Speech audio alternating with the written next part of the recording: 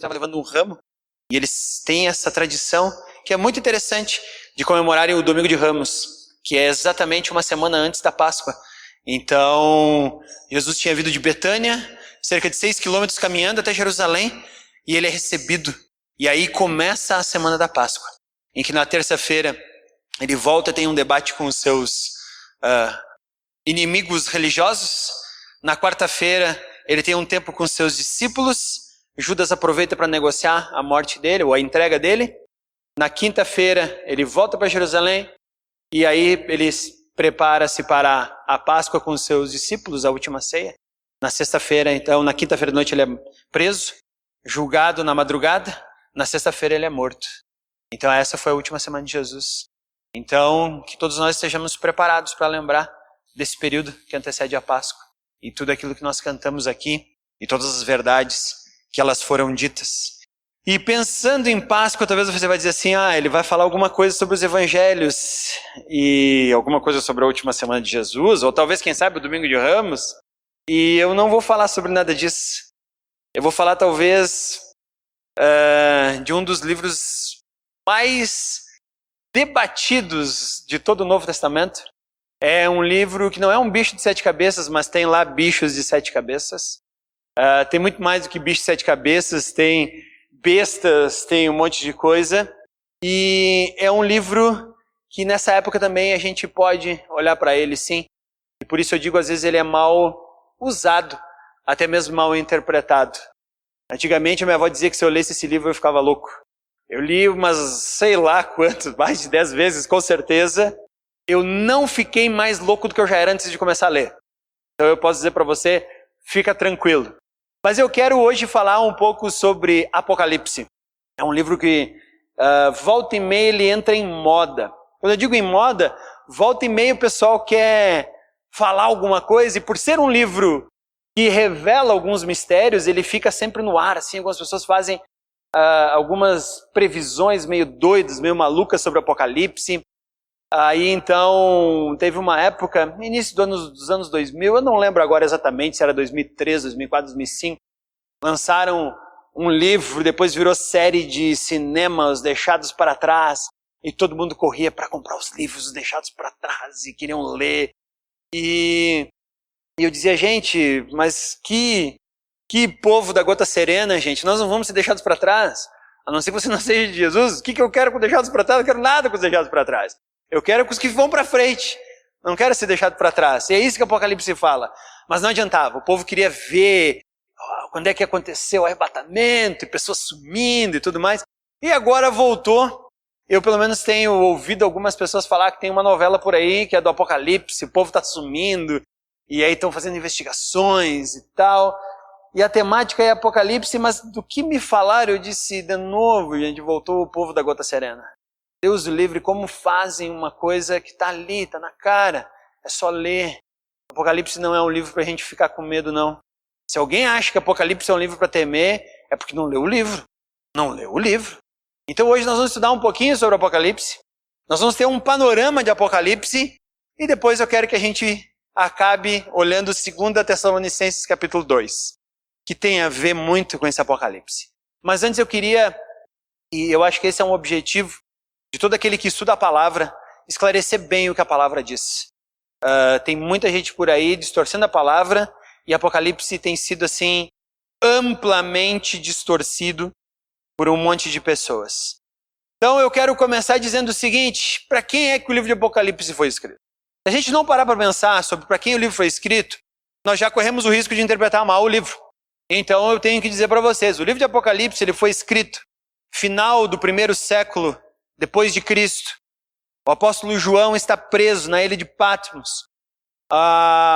O Império Romano persegue o Evangelho, persegue a igreja. E aí então essa igreja está oprimida, ela está sofrendo, porque ela está debaixo de um governo que agora quer destruí-la. E Paulo e Pedro já morreram há cerca de 30 anos lá em Roma, entre 68 e 69. Pedro e Paulo são condenados em Roma à morte por serem cristãos. Eles não fizeram nenhum tipo de crime. E aí então todos os cristãos estão sendo perseguidos. A igreja está no momento em que ela está dizendo assim, Deus, o que vai acontecer com a gente? O que vai acontecer com a gente? Vamos ser esmagados por esse império? Vamos perecer e a coisa vai acontecer assim? Um dos nossos maiores líderes e o último dos apóstolos vivos está preso na ilha de Patmos. E agora o que vai acontecer com ele? Ele vai morrer também? O cristianismo vai acabar quando ele morrer? O que será de nós?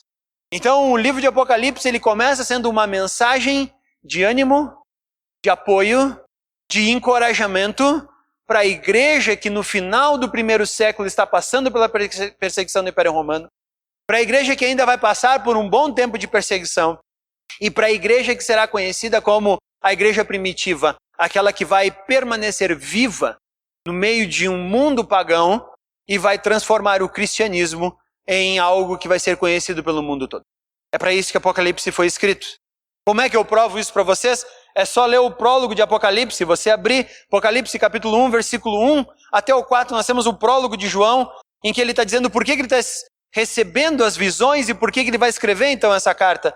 Ele diz assim, ele começa com revelação, e a palavra revelação é Apocalipse, por isso que esse livro se chama Apocalipse, que ele é a revelação, ele é o descortinar, ele é tirar o véu daquilo que estava encoberto. E ele começa então, vou desvendar para vocês, ou revelação de quem? De Jesus Cristo. Apocalipse nada mais é do que Jesus Cristo sendo revelado à igreja que está sofrendo, precisando de uma palavra de ânimo. Então João já começa dizendo, revelação de Jesus Cristo, que Deus lhe deu para mostrar aos seus servos os acontecimentos que ocorrerão em breve. E alguns ocorreram mesmo em breve. Ele enviou um anjo para apresentá-la ao seu servo João. Ou seja, eu, João, estou preso aqui em Patmos e recebi de um anjo a revelação que Deus mandou por meio de um anjo de Jesus Cristo, que relatou fielmente tudo o que viu. Esse é seu relato da palavra de Deus e do testemunho de Jesus Cristo. Então, a primeira coisa que a igreja precisa quando está passando por um momento de sofrimento é olhar para Jesus. Nós estamos olhando para quem, pessoal? Nós estamos olhando para um monte de coisa no mundo aí. Tudo que nós precisamos é olhar para Jesus. Isso nos acalma e nos tranquiliza. Agora, olha que bonita quando ele começa o versículo 3. Feliz é aquele que lê as palavras dessa profecia. E felizes são aqueles que ouvem sua mensagem e obedecem ao que ela diz, pois o tempo está próximo. O livro de Apocalipse foi para você ficar feliz? Parou para pensar nisso? É para você se tranquilizar? Para você ler e dizer, ufa, nós vamos vencer no final. Que bom, que tranquilo. Agora tem gente usando Apocalipse para botar medo nas pessoas. Tem gente usando Apocalipse para inventar teorias absurdas. Tem gente lendo o Apocalipse e usando esse livro para ridicularizar a igreja diante do mundo. Esse livro foi escrito para que você seja feliz e tranquilo. Então minha tarefa para você nessa semana de Páscoa, leia Apocalipse. Você vai ficar muito feliz em ler esse livro.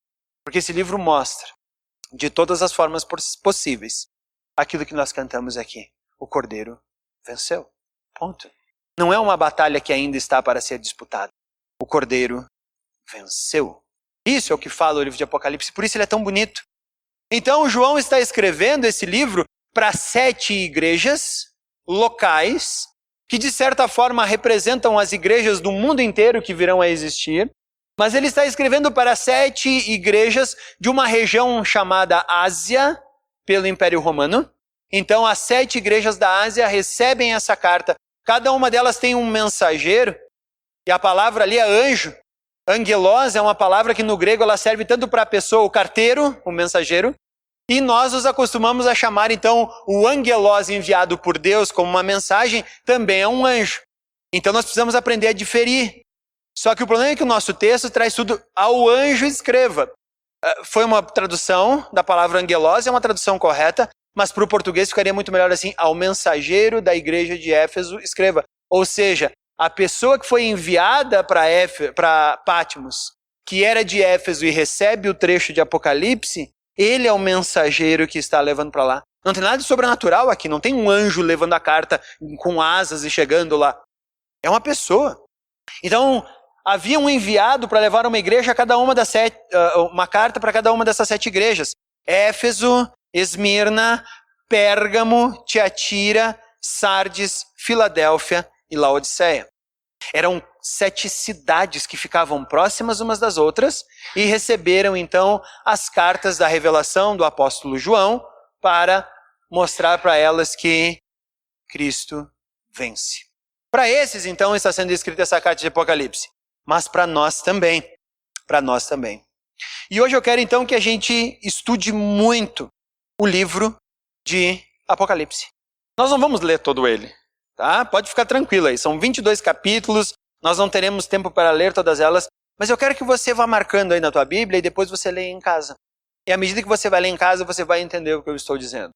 Porque não adianta eu ensinar Apocalipse para vocês se vocês não entenderem, não lerem Apocalipse. Então minha tarefa para você essa semana, leia o livro de Apocalipse. Um outro erro que acontece é que as pessoas acham que tudo que está em Apocalipse é revelado temporalmente. Por exemplo, o que está no capítulo 1, no capítulo 2, até o capítulo 22, acontece na mesma ordem cronológica. Tem que vir tudo uma coisinha atrás da outra. Não foi assim que João recebeu essa visão. Em momento algum está dito aí que é uma visão cronológica. Ou seja, que ela tem um tempo, cada uma das visões tem um tempo igualzinho. Esquece essa ideia. Esquece essa ideia. A gente tem que tomar muito cuidado, porque João mesmo ele mostra que ele não recebeu essa mensagem uma vez só. Ele disse que foram várias visões que ele foi recebendo. O anjo vinha, arrebatava João, levava ele para algum lugar, em mente, em espírito, e ele lá então recebia a visão do que estava acontecendo. Isso não quer dizer que uma visão é temporalmente ligada à outra. Em cada visão ele recebia a visão do todo. Então algumas passagens são muito parecidas cronologicamente. Então você não pode ler pensando, isso aqui acontece aqui, depois lá, depois lá, depois lá. Não, porque às vezes aconteceu aqui e aqui, aí na outra visão ele vai mostrar que o que aconteceu aqui é uma confirmação, e aí então ele volta. Então tem pelo menos 4 grandes divisões que o próprio apóstolo João faz no seu livro. Agora você olha aí para o Apocalipse enquanto eu vou explicando.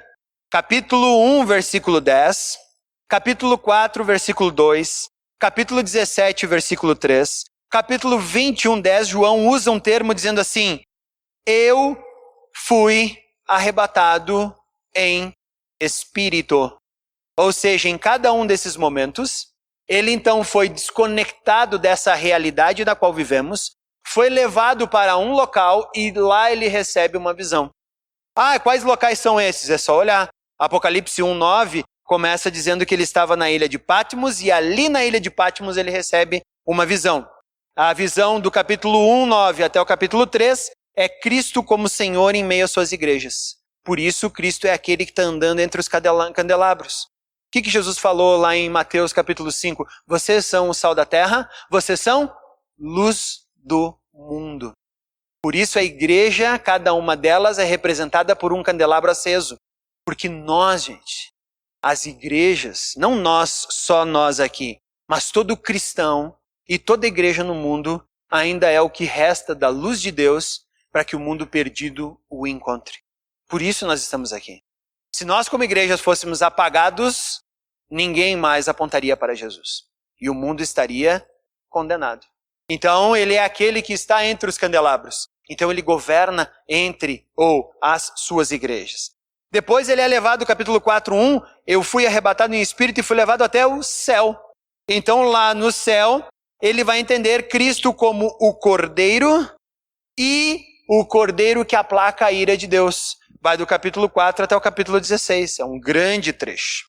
Capítulo 17:1, ele diz que ele foi arrebatado e levado até o deserto.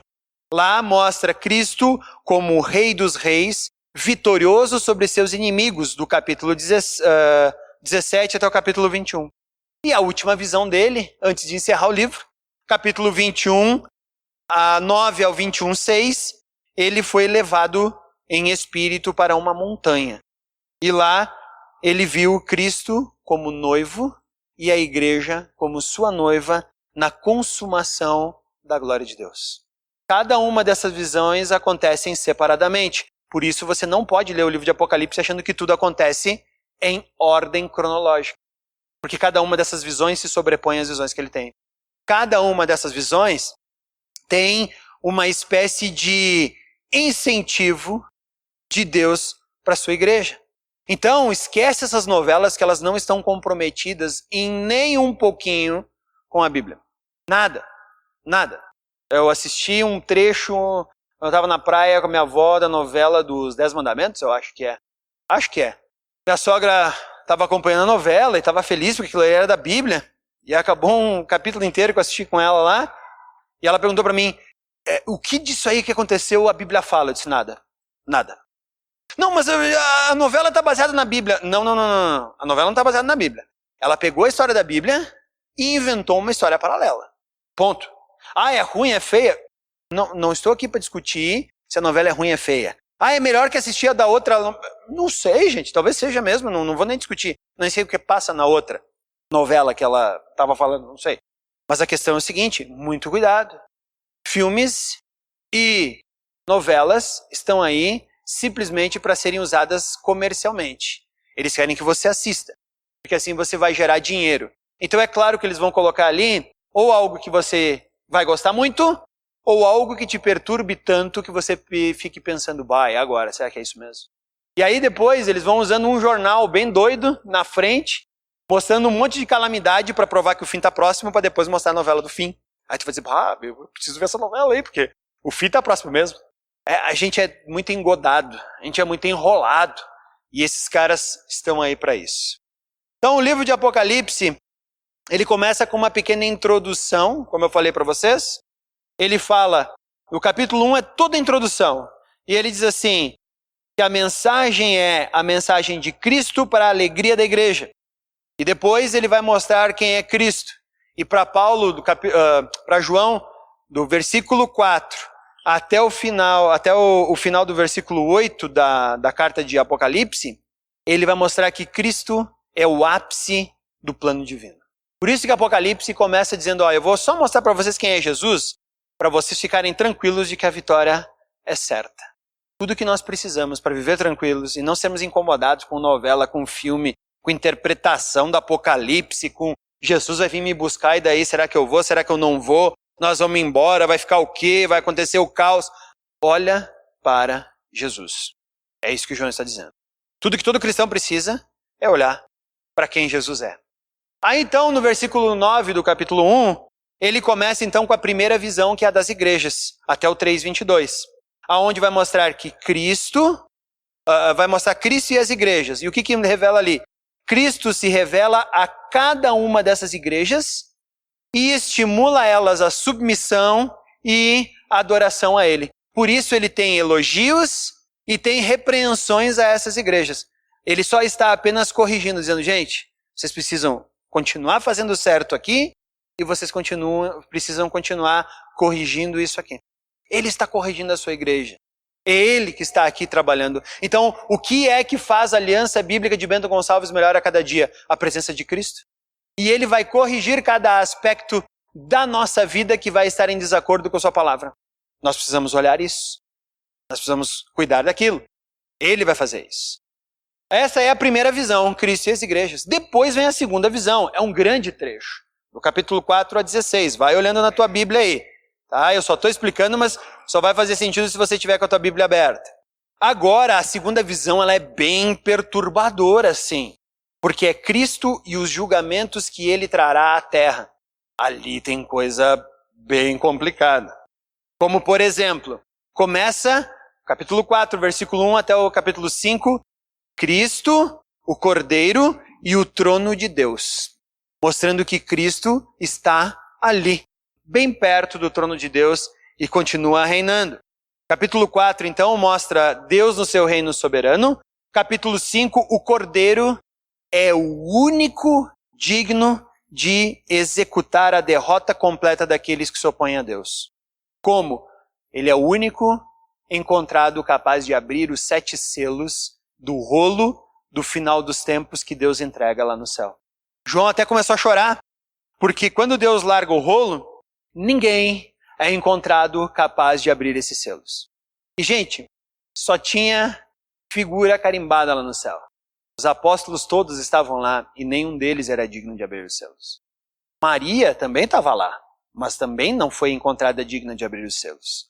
Todos os santos de todas as épocas, em todas as histórias estavam lá e nenhum deles era capaz de abrir os selos. João começa a chorar e diz, pronto, agora a coisa foi pro brejo. E aí diz, não, calma. Eis que eu vejo um cordeiro que parecia ter estado morto. E ele era o único digno de abrir os selos. Não coloca a tua fé em cima de qualquer outra pessoa, a não ser o próprio cordeiro. Se fizer isso, você estará bem.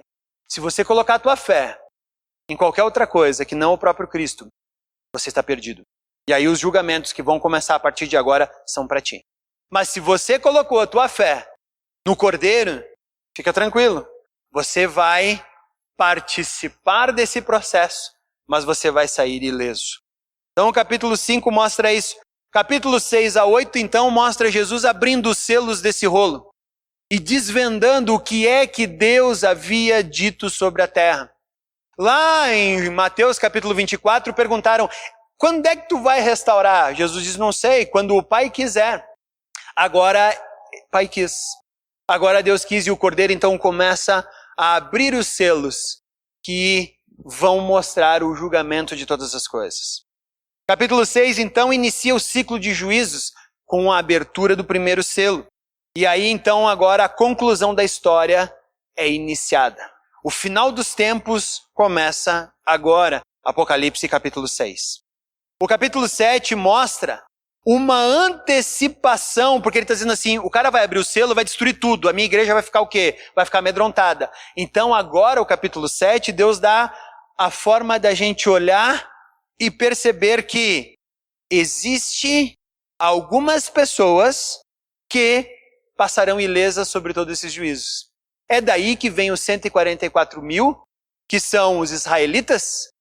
Eles são selados de cada uma das tribos e protegidos por Deus para não perecerem. E depois João olha uma multidão como se fosse um mar. E ele não sabe, esses aqui são 144 mil. Um povo grande, mas ainda assim não é tão grande assim. Qual a população de Bento? 130 mil, 140 mil? 120 mil? Então ele viu o Bento Gonçalves, assim, um pouquinho mais. Bento Gonçalves e algumas pessoas agregadas, assim. Ele olhou e disse, esses aqui são os judeus. Mas e de onde é que vem esse outro grande povo aí? Esse é o grande povo de Deus que passou pela tribulação. Passou ileso, sobreviveu à tribulação. Quem é esse povo? A igreja. Então, quando dizem que a igreja não passará pela tribulação, nós vamos ser arrebatados a qualquer hora antes da tribulação. Tu leu a Bíblia? Você leu a Bíblia? É claro que nós não sabemos quando Cristo vem. Mas essa história de dizer, não, nós vamos ser arrebatados, ninguém vai ver Cristo vindo, de repente a gente é arrebatado antes da tribulação. Vai ler de novo Apocalipse capítulo 7. Porque mostra que o grande povo, parecendo um mar, além de Israel e os separados das 12 tribos, é aqueles que confiaram e lavaram suas vestes no Cordeiro e passaram pela grande tribulação. Quem que é esse povo? A igreja. Alguns, não, é o povo que vai vir depois da igreja. A igreja está onde aqui? Apocalipse esqueceu da igreja, para qual ela está sendo escrita? É a igreja, gente. Então nós vamos passar por um tempo triste, sim. Onde seremos perseguidos? Sim. Nós já vamos falar lá depois da marca da besta. Nós vamos passar por um período de tempo, aqueles de nós que não tiver morrido, vai passar por um período de perseguição, aonde nós vamos ter que provar a nossa fé e ela vai ser contrária ao mundo? Sim. Esses dias eu recebi uma notícia de que um grupo chamado Boko Haram havia sequestrado 195, se eu não me engano era mais ou menos 150, enfim, 100 e alguma coisa, meninas lá na Nigéria, cristãs. E algumas haviam morrido no cárcere, umas 4 ou 5 haviam morrido por maus tratos lá. 105 foram libertadas, e aí quando elas chegaram lá, então elas foram libertadas, e aí pediram para elas o que aconteceu. Eles disseram, olha, aconteceu que nós fomos sequestradas, algumas morreram de maus tratos, nós ficamos lá um tempo e tivemos que nos converter ao islamismo, e uma ainda está presa. Por quê? Porque se negou a se converter ao islamismo. Parabéns para essa menina nigeriana, que esbofeteia a minha cara Aonde quando eu digo que Caxias do Sul é um lugar difícil para evangelizar. Aonde eu digo que Caxias do Sul é um lugar difícil para manter uma fé cristã. Essa menina sabe o que é. E seria muita arrogância minha eu pregar que a igreja não vai passar pela tribulação e essa menina olhar para mim e dizer, como assim a igreja não passa pela tribulação? Para mim isso foi uma tribulação. E para ela foi mesmo. Então esqueçam essa ideia de que nós vamos antes para o céu e vamos assistir tudo de camarote. Até porque a palavra tribulação, ela tem a mesma raiz de tentação no grego, que significa teste. Jesus vai testar quem? Os pagãos? Ele não precisa testar pagão nenhum. Ele vai testar a igreja. Ele precisa depurar a igreja. Tem muito joio no meio do trigo. E Jesus disse que o joio ia ser bem separadinho. Quando? No momento da tribulação. Então esquece esse negócio que nós não vamos passar pela tribulação. A igreja vai passar. A igreja vai passar. Quando ela vai acontecer? Já está iniciado. O Cordeiro já está no céu abrindo os selos. Então, mostra que lá no céu vai ter um grupo de pessoas que são de Israel e da igreja que foram poupados. Não da tribulação. Foram poupados por Deus durante a tribulação. Depois, então, começa o capítulo 8 ao capítulo 9, porque ele termina de abrir os selos e o sétimo selo traz o quê? 7 trombetas estão dentro dos selos. E o que são essas trombetas? Ora, o segundo ciclo de juízos contra o mundo. O primeiro veio quando ele abriu os selos. O segundo vem com essas trombetas. Capítulo 8 e 9, então, mostra que esse segundo ciclo se desencadeia. Capítulo 10 diz que Deus dá uma revelação de que tudo está garantido. Sua vitória é certa e a derrota dos opositores também. Então, o capítulo 10 é para nós uma tranquilidade. Depois, o capítulo 11 começa dizendo assim, Deus mostra misericórdia ao mundo. Por quê? Porque ele deu 2 testemunhas para permanecerem no mundo, preservando sua mensagem. Alguns pessoas viu, a igreja foi embora, teve que ficar só 2 testemunhas. Ora, gente, as 2 testemunhas são Israel e a igreja. As 2 grandes testemunhas de Deus que ficaram e permaneceram na história para mostrar quem Deus era. Israel numa época passada, que agora está englobada numa nova aliança, que é a igreja. Então você é uma testemunha. Esquece essa ideia de que vai vir 2 testemunhas lá, que vão... Não, gente. Essas testemunhas somos nós, seremos perseguidos, seremos derrotados, pareceremos como mortos e seremos ressuscitados. É isso que fala. Capítulo 11 continua numa visão mostrando que a derrota do sistema mundial que se estabelecerá contra Deus é certa. Então, muito cuidado, não se alie ao poder que está levantando, tá? Ele não vai ser tão bonzinho assim. Capítulo 12 e 13 é bem interessante. Mostra lá uma mulher vestida do sol, e essa mulher claramente é Israel, porque tem uma referência a ela lá em Gênesis, quando José está contando seu sonho. Israel é essa mulher com as 12 estrelas, vestida com o sol e a lua aos seus pés, e ela está grávida e um grande dragão está esperando para devorar o seu filho. Qual é o filho mais importante que vem de Israel? O seu Messias. Esse filho é arrebatado, escondido por Deus, e a mulher é preservada por Deus no deserto. E o dragão então desce para a terra.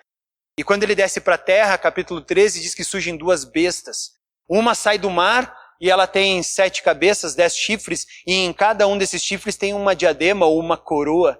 E essa besta então recebe a voz do dragão para falar e ter poder. O que significa isso, gente? É um poder mundial, é uma coligação de poderes mundiais que vai se levantar e vai ser dado o poder para que essa besta fale, mas é um poder mundial.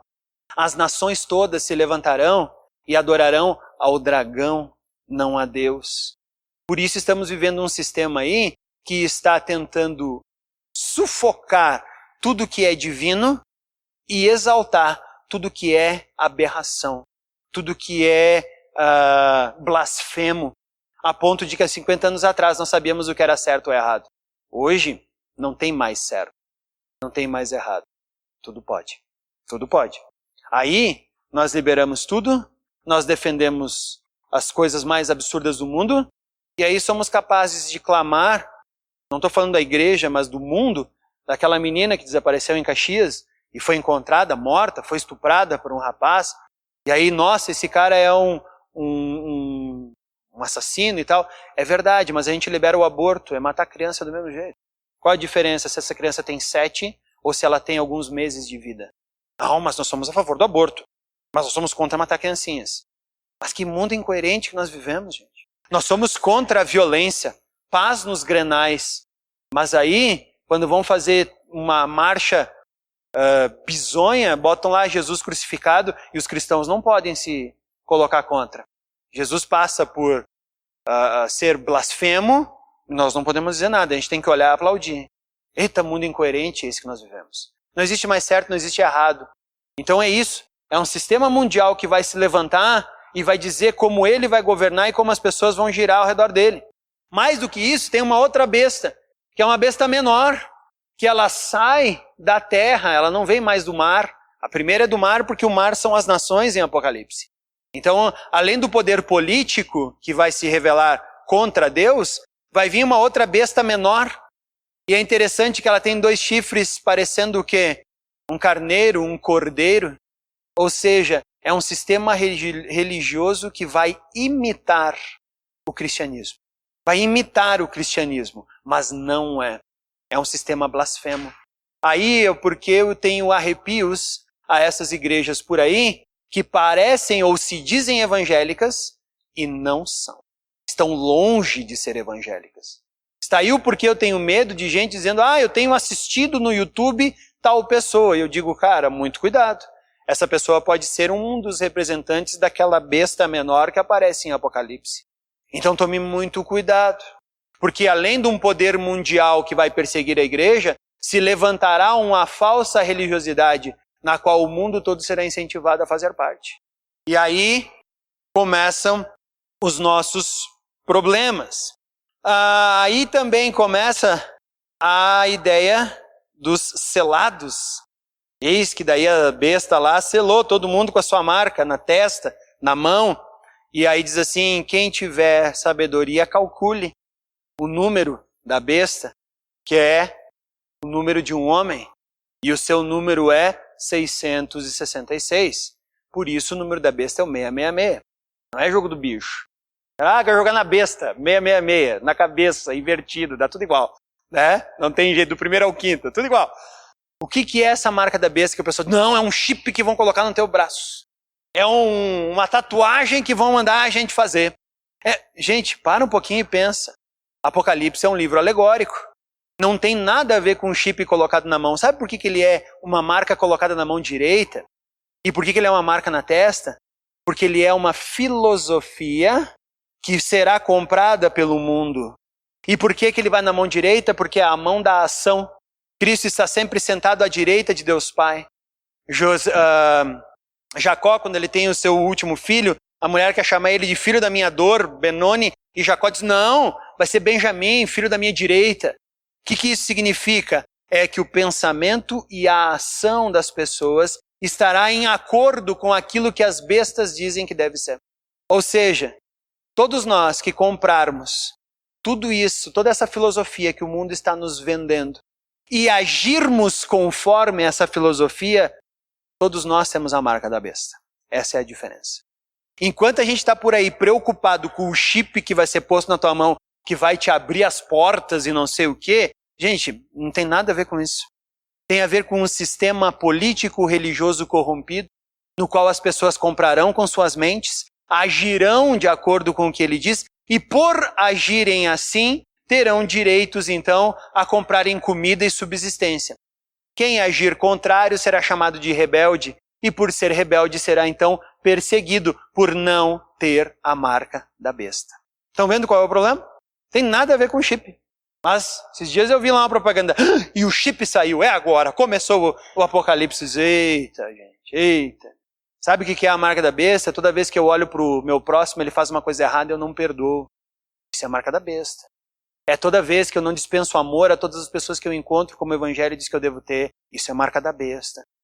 É toda vez que eu tento me vingar e tento fazer justiça pelas minhas próprias mãos e não confiar em Deus. Isso é marca da besta.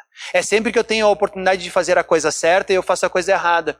Quando eu tenho que pagar os meus impostos da forma certa e eu burlo os meus impostos, pago metade, dou um jeitinho aqui, dou uma sonegada ali. E isso é marca da besta e do besta que faz isso. E nós estamos preocupados com o chip que vai ser inserido em nossa mão. Puxa vida, gente. Puxa vida, tem nada a ver. A marca da besta é o sinal de um homem que governará todas as coisas e obrigará todos a viver segundo a sua filosofia. Então, de certa forma, Hitler foi um tipo de besta, em que ele queria uma coligação mundial debaixo da sua ideologia. E quem não fosse branco como ele, quem não fosse intelectual como ele, quem não pensasse como ele era inimigo dele, ele mandava matar todo mundo. Por isso judeus, e não só judeus, como ciganos e outras etnias foram perseguidas pelos nazistas. Então ele é um tipo.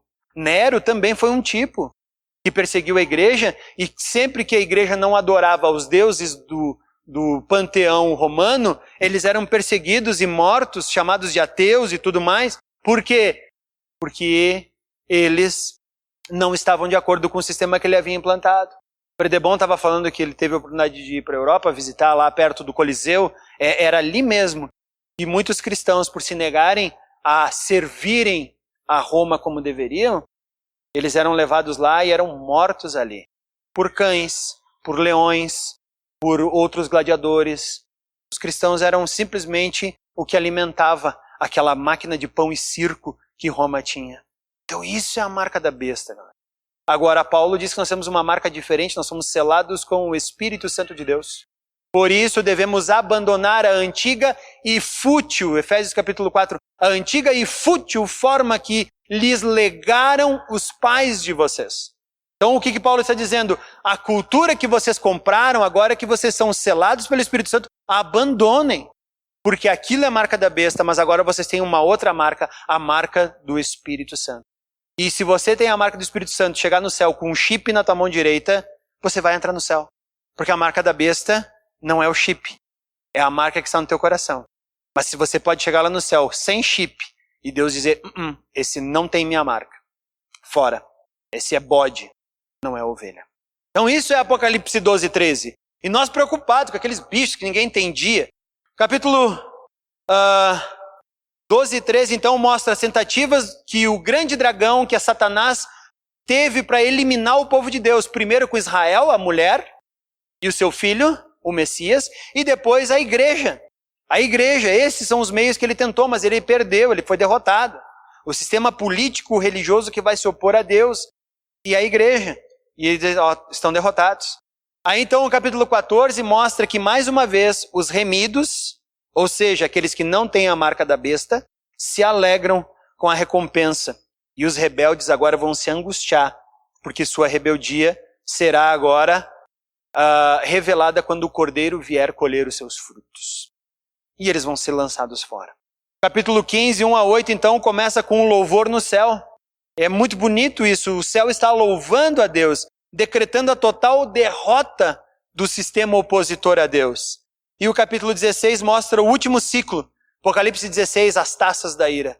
Depois do 7º selo tinha 7 trombetas, depois da 7ª trombeta agora tem 7 taças da ira de Deus que são derramadas sobre a terra, mostrando a total derrota dos inimigos de Deus. Assim termina a segunda visão. Vem a terceira visão de Apocalipse, capítulo 17 a 21, começa com Cristo e sua vitória. Mostra que a Babilônia foi derrotada. Ela foi derrocada, e a Babilônia ela representa tanto um sistema passado que dominou Israel, como esse sistema que vai um dia dominar o mundo. É chamado de a Grande Babilônia. Esse sistema que vai governar e vai perseguir a igreja. Mostra que é um sistema político, religioso, que vai se opor a Deus, e ele é erguido pela humanidade. Ou seja, a comprovação de que o homem é rebelde contra Deus. Isso é o que diz capítulo 18. Capítulo 19 mostra a vitória final sobre o anticristo, que agora então será estabelecido um reino messiânico divino e um triunfo total de Cristo. Um reino milenar, capítulo 20, eterno, sem influência satânica, até que ele seja liberado, para mostrar que o povo ainda é rebelde contra Deus. Por isso, no capítulo 20 também vai ser soltado, a partir do versículo 7, vai ser solto mais uma vez aquele que vai dominar ou tentar dominar o mundo e rebelar as pessoas contra Deus. Aí então o capítulo 20, o julgamento final, que vai mostrar o triunfo divino contra toda impiedade. a morte de Satanás, a morte da morte, redundantemente falando. E por último, então, o capítulo 21 a 8 vai mostrar que tem novos céus e nova terra. Tudo é feito novo diante do Cordeiro. Depois que tudo for julgado, tudo vai ser restaurado, tudo vai ser feito novo. A última visão, então, é bem curta, capítulo 21 e 27. Cristo e a noiva. Já que restaurou tudo, a noiva agora está depurada, está limpa e está novamente apta a receber agora Cristo como seu noivo. É o triunfo eterno desfrutado por Deus e pelo seu povo, quando todos aqueles que não eram de Deus foram julgados e mortos. E por fim, então, capítulo 22, versículo 6, a conclusão do livro de Apocalipse, acaba aí. João estimula seus leitores a serem submissos a Deus, adorarem a Cristo por meio de um testemunho de vida e não de religiosidade. E ele termina, do versículos 12 a 21, dizendo, se preparem, Cristo voltará. É difícil de entender isso? Não. Por que que então usam Apocalipse para ficar assustando a igreja, para ficar colocando caraminhola na mente das pessoas, dizendo que é um livro que vai deixar louco se você ler? Eu já ouvi isso, ouvi muitas vezes. Gente, é um livro que mostra o triunfo de Deus sobre toda a história. É um livro que mostra, não se preocupem, estejam vocês em que situação estiverem, confiem no Cordeiro, ele venceu. Não é ele vencerá, ele já venceu. Só falta a gente chegar até a consumação dos séculos. O Apocalipse é lindo, gente. Então mostra a vitória daquele que saiu do túmulo no domingo de Páscoa. Aquele que não foi mais encontrado ali. Aquele que passou com seus discípulos durante 40 dias comendo, se apresentando a eles, foi elevado ao céu e 50 dias depois da Páscoa, na festa de Pentecostes, derrama seu Espírito sobre seus apóstolos. E aí começa toda a igreja. E será perseguida, passará por provações, vai ter que enfrentar bestas, dragões, mas ainda assim, nós sobreviveremos. Por quê? Porque o Messias venceu. Eis o livro de Apocalipse, gente. Fiquem tranquilos. Agora eu quero que a gente olhe uma passagem, então, em 2 Tessalonicenses, para evitar todos os nossos temores. 2 Tessalonicenses, capítulo 2. Paulo escreveu a primeira carta aos Tessalonicenses, foi uma das primeiras do apóstolo Paulo. 1 Tessalonicenses e Gálatas são as mais antigas epístolas do Novo Testamento. A gente não percebe porque começa com os evangelhos, depois Atos, mas as epístolas mais antigas, antes do ano 60 depois de Cristo, são Gálatas e 1 Tessalonicenses. 1 Tessalonicenses, Paulo escreve uma carta falando do fim dos tempos, do arrebatamento, e o povo parece que entendeu mal esse negócio. Então, entender mal a volta de Cristo não é um privilégio só nosso, é da igreja antiga também. Para resolver alguns problemas, entre eles o desse arrebatamento, Paulo escreve a segunda carta aos Tessalonicenses. Então, quando você chega no capítulo 2, ele começa dizendo assim: agora, irmãos, vamos esclarecer algumas coisas a respeito da vinda do nosso Senhor Jesus Cristo e do nosso encontro com Ele, ou seja, do nosso arrebatamento. Ele vai corrigir. Ele começa no versículo 2 dizendo: não deixem abalar nem assustar tão facilmente por aqueles que dizem que o dia do Senhor já começou. Pronto, já é o suficiente para você desligar daquela novela. Não se deixem abalar nem assustar tão facilmente por aqueles que dizem que o dia do Senhor já começou. Essa ideia da vinda secreta de Cristo é uma ideia que surgiu só no século XIX. Até o século XIX não tinha essa história de Cristo voltar rapidamente. Foi uma mulher que teve essa ideia, forçou alguns versículos, e aí surgiu os pré-milenistas, pré-tribulacionistas. Estranho isso. Aí Paulo diz, não acreditem neles, mesmo que afirmem ter recebido uma visão espiritual, uma revelação, ou uma carta supostamente enviada por nós. Não se deixem enganar pelos que dizem, pois esse dia não virá até que surja a rebelião. Então Paulo está dizendo assim, tem como saber quando Cristo vier. Vai vir a rebelião, ou é a mesma palavra usada aqui para apostasia, ou seja, quando a igreja começar a abandonar a fé. Já está acontecendo. E venha o homem da perversidade, ou filho da perversão, vai depender da versão que você tem, ou até mesmo o homem do pecado, pode ser. Aquele que traz destruição. A palavra também em grego significa filho da destruição. Ele se exaltará e se oporá a tudo que o povo chama de Deus e a todo objeto de culto, e até se assentará no templo de Deus e se fará passar por Deus. Ou seja, vai surgir uma figura aí, no mundo todo, que vai dizer, gente, para com essa bobagem aí, me adorem, porque a partir de agora eu sou Deus. Os romanos já faziam isso. César era considerado um deus e ele entrava para o panteão dos deuses romanos. Hitler também pedia essa mesma adoração. Agora me adorem porque eu sou Deus. E muitos outros no mundo surgem por aí. O que é aquela Coreia do Norte, aquele Kim Jong-un lá? Ele e a sua dinastia, o seu pai, seu avô, sendo adorados como deuses e dizendo que a Coreia do Norte não pode adorar outro deus a não ser eles. A gente briga e diz que nunca aquilo vai acontecer conosco. Espera que já veremos. Então Cristo não vai voltar antes que apareça isso. Então ainda não é a hora de Cristo voltar. Paulo está dizendo para a igreja de Tessalonicenses, olha, se alguém está dizendo que Cristo veio, que vocês vão ser arrebatados, que vocês vão ser levados, não acreditem, porque antes terá que acontecer essas coisas. Então fiquem tranquilos, apenas mantenham a sua fé. Vocês não serão levados até lá. Aí ele bota lá, ó, não se lembram do que eu lhes falei disso tudo quando estive aí? Vocês sabem o que o está detendo, ou seja, vocês sabem o que está segurando esse homem, esse anticristo? Pois ele só pode ser revelado quando sua hora chegar. Deus tem guardado a hora certa para ele aparecer. Pois essa perversidade já opera secretamente. Aqui está o nosso papel. O mundo já se encaminha para esse tempo, mas ainda não é esse tempo. E permanecerá em segredo até que se afaste aquele que o detém. Então o homem da perversidade será revelado, mas o Senhor Jesus o matará com o sopro de sua boca e o destruirá com o esplendor da sua vinda. Quando é que vai ser derrotado o anticristo? Quando Jesus Cristo vier. Quando ele vier, esse cara será derrotado. Esse homem virá para realizar o trabalho de Satanás, com poder, sinais e falsas maravilhas. Portanto, cuidado, gente, com essas maravilhas por aí. E com todo tipo de mentira perversa para enganar os que estão caminhando para a destruição, pois se recusam a amar e aceitar a verdade que o salvaria. Qual a verdade que o salvaria? Cristo. Mas eles se negam a aceitar Cristo. Então, eles não têm salvação.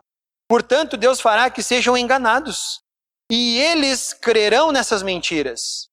Então serão condenados por ter prazer no mal em vez de crer na verdade. Por que o mundo aí fora está tentando dizer que não existe verdade? Que verdade é relativa? Que não tem certo, não tem errado? Para que nós fiquemos alheios à verdade. E o que? Qual é a verdade? Ora, Jesus disse, as minhas palavras são espírito e verdade. Ele disse, eu sou o caminho, a verdade e a vida. Então, quando o mundo diz que não tem verdade, a gente lança as palavras de Cristo fora e lança Cristo fora, porque ele disse que ele é a verdade. Então não tem mais verdade, qualquer coisa é verdade. Então vamos adorar tudo a mesma coisa? E aí nós vamos estar caminhando para a direção do anticristo. Vamos adorar uma religião comum. Esse negócio de ecumenismo é uma fria, uma cilada. Quando alguém diz para você que um islâmico tem o mesmo Deus que você pode dizer, não, ele não adora o mesmo Deus que eu. Ele não adora, não tem jeito. E muitas vezes tem muito cristão por aí que você pode dizer, ele não adora o mesmo Deus que eu. Quanto a nós, agora Paulo se dirige então aos salvos. Esses são os que se perderam. Quanto a nós, não podemos deixar de dar graças a Deus por vocês, irmãos amados pelo Senhor. Somos sempre gratos porque Deus os escolheu para estarem entre os primeiros a receber a salvação por meio do Espírito, ou seja, primeiro a receber a salvação não é arrebatado primeiro.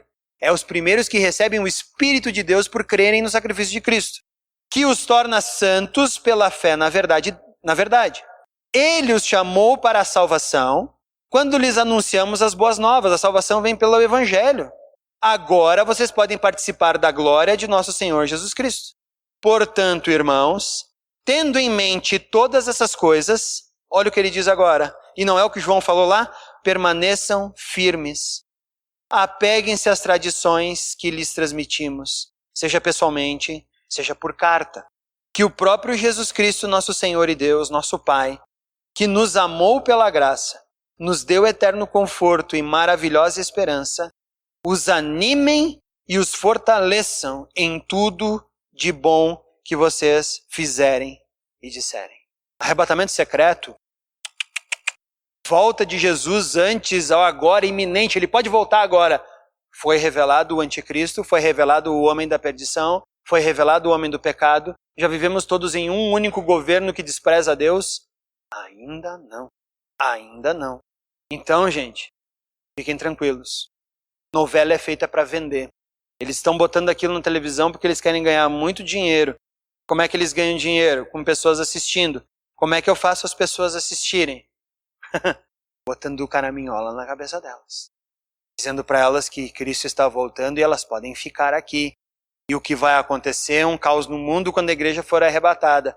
O que vai acontecer é que o mundo vai entrar em caos sozinho. Porque aonde não tem verdade, não tem mais a possibilidade de Cristo ser pregado. Aí o mundo entra numa autodestruição. Nós estamos caminhando para lá. Eu não sei quando vai ser revelado esse cara, não sei. Ele pode ser o Donald Trump? Pode. Mas ele é cristão.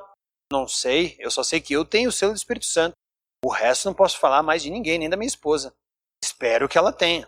Então a gente tem que tomar muito cuidado para não ser enrolado. Por que nós somos enrolados? Porque não conhecemos a Bíblia. Porque achamos que o Apocalipse é um livro difícil de entender. E aí deixamos para os estudiosos ler e nos explicar. E aí não há nada mais errado do que isso. Porque aí os estudiosos vão botar um monte de caraminhola. E aí nós vamos ser um bando de cristão da gota serena por aí, falando bobagem diante do mundo. Fazendo bobagem diante do mundo. E o mundo dizendo, viu, eu disse que esses cristãos são doidos. Para encerrar, eu quero contar um relato que me deixou assim, extremamente triste, semana passada. Houve 2 crianças que foram encontradas mutiladas em Novo Hamburgo. Talvez você tenha ouvido essa notícia. E um delegado que estava cumprindo as férias do outro delegado que estava de férias, ele é cristão. Eu não sei se eu posso dizer que ele é cristão. Ele se diz cristão, ele vai numa igreja evangélica. Ele se diz evangélico. E aí ele disse que ele teve uma revelação de Deus.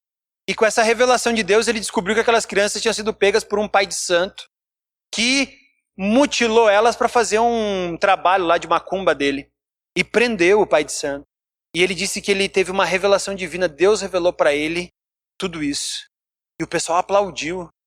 E no dia até eu disse, nossa, que coisa, hein? Quem sabe agora o pessoal vai começar a levar o evangelho mais a sério. Semana passada veio tudo à tona. Na verdade, ele estava lendo um livro, desses livros malucos que os cristãos compram, sai por aí lendo sem saber quem escreveu e acreditando nesses livros. Sobre macumba, sobre bruxaria, sobre crianças sendo pegas. Ele fantasiou tudo isso em sua cabeça. Ele corrompeu as testemunhas para que as testemunhas apontassem esse pai de santo como autor do crime. E aí então, quando o delegado que voltou das férias assumiu o caso, foi fazer uma acariação com as testemunhas, uma das testemunhas disse, mas foi o fulano que mandou a gente dizer tudo isso. E aí ele mandou para a cadeia por 40 dias um pai de santo que desse crime era inocente. Não havia feito nenhum crime. O cara ficou 40 dias preso porque um louco, lendo um livro supostamente cristão, esse louco supostamente evangélico, sonhando. E aí quando eu fui ler o jornal, deu na Rádio Gaúcha, deu em um monte de lugares essa notícia. Quando eu li uma notícia estava escrito assim, o que leva o fanatismo dos evangélicos do Brasil? E aí narrava toda a história. E aí agora tu tem que sair da tua casa e evangelizar o teu vizinho do lado? Ele vai dizer, eu não. Vocês são loucos? Vocês são fanáticos? Vocês não pensam? Por quê? Esse cara não leu o Apocalipse. Se leu e não entendeu, ele não tem o selo do Espírito Santo, ele tem a marca da besta. Porque tudo que ele fez foi levar o nome do Evangelho de Jesus para o fundo do poço. E agora cada um de nós que tiver que evangelizar o vizinho do lado, vai ter que antes explicar que aquele cara era um doido e o que você tem para teu vizinho como proposta é o evangelho sério no qual Jesus Cristo o salvou na cruz. E você vai levar muito tempo mais para explicar isso. Como a gente é engambelado por não conhecer. Então essa semana leia um livro de Apocalipse. Espero que você tenha anotado aí o que eu coloquei e compare com isso que eu falei. E veja se não é exatamente isso. Apocalipse, então, é um livro escrito para a igreja. É um livro escrito para a igreja. Num momento de perseguição singular. Para que a igreja se alegre. Por que a igreja se alegra? Porque Cristo venceu. E tudo que a igreja precisa, olhar para Cristo. porque ele é o suprassumo que Deus deixou para nós olharmos e nós confiarmos. Então, gente, que ninguém te engane, que ninguém te faça ficar louco. Tudo que você precisa é só olhar para Jesus. Então, por favor, nessa semana de Páscoa e no resto da tua vida, olha para Jesus. Agora eu quero te convidar a baixar sua cabeça e pensar nesse Cristo vitorioso. Se alguém te colocou medo, lança esse medo fora. Olha para esse Jesus e diga para ele: Jesus, tu venceu. Porque tu venceu, eu também quero vencer contigo. Porque tu venceu, eu quero a tua marca em mim, a marca do teu Espírito Santo, não a marca da besta. Pai, obrigado pelo Apocalipse, porque é ali que nós vemos que Cristo venceu. Vamos orar? Senhor Jesus, agradecemos a Ti pelo Apocalipse. Agradecemos porque ali Tu te revelou de forma poderosa, ali Tu te revelou de forma soberana, para que cada um de nós pudesse Te olhar. E à medida que Te olhamos, confiamos. Confiamos em um Deus de amor que se entregou na cruz, que padeceu como um homem, foi fraco sim, mas se levantou naquele sepulcro e vive. E hoje reina à direita de Deus Pai. E quando fez isso, teve autoridade para quebrar os selos e começar o desvendar da história. E Deus, eu te agradeço porque nós estamos do lado vitorioso. Nós te agradecemos porque Tu és o nosso Senhor. E não temos que temer nem filme, nem novela, nem livro nenhum. E não precisamos temer porque algumas pessoas vão dizer: o Apocalipse vai nos levar à loucura. Não leva não. O Apocalipse nos leva a Ti e nos leva a saber que Tu venceu. Obrigado por essas palavras na boca do apóstolo João. Mas elas serão apenas palavras se ficar nesse livro. Elas têm que virar verdade em nosso coração. Tem que nos levar a confiar cada vez mais em Ti. E assim não seremos engambelados, enganados, como algumas pessoas tentaram fazer os tessalonicenses serem. Nós confiaremos em Ti porque Tu és o Deus Todo-Poderoso. Nos leva à vitória. E passaremos por dificuldades aqui na terra. Seremos perseguidos. Por causa do Teu nome, passaremos por maus bocados. Mas ainda assim não nos renderemos. Não nos renderemos porque somos os Teus filhos, comprados pelo Teu sangue, cujas vestes foram lavadas nele. E somos agora considerados santos, concidadãos do céu. Obrigado, Pai. Obrigado, porque quando nós lemos a Tua palavra, ninguém nos enrola. Agora torna ela verdade no coração de cada um desses nossos irmãos queridos que está aqui. E Deus, ninguém aqui está com medo do fim do mundo. Pelo contrário, cada um de nós anseia pela Tua vinda, porque é lá que seremos revelados, plenamente Teus filhos. E é lá que casaremos com o Cordeiro e seremos eternamente gratos, glorificando a Ti, sabendo que Tu venceu. Em nome de Cristo. Amém.